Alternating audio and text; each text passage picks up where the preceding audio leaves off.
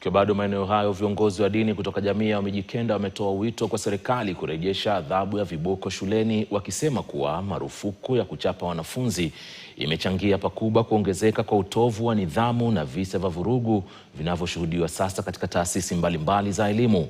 Wakizungumza mjini Malindi katika kaunti ya Kilifi, viongozi hao walihusisha machafuko ambayo yanayoshuhudiwa shuleni kwa sasa kutokana na malezi duni, kudorora kwa maadili na vilevile kuondolewa kwa matumizi ya viboko kama njia ya nidhamu.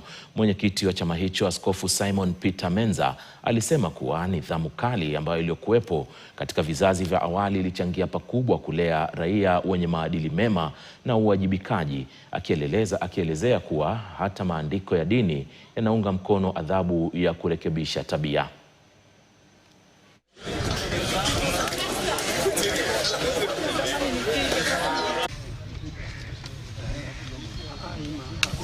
Wakati wetu sisi kiboko ndio kilitupatia kuwa vile tulivyo.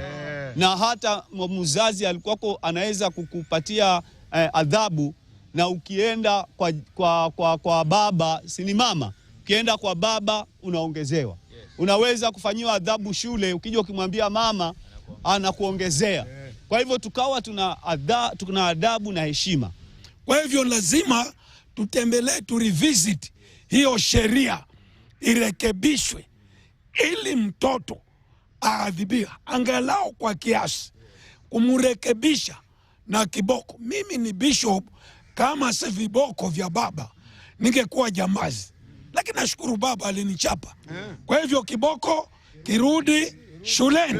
Turegeshe watoto kanisani, wazazi turudi kwa ibada, tusome neno litubadilishe, litusaidie ili society yetu iweze kubadilika na iwe nzuri.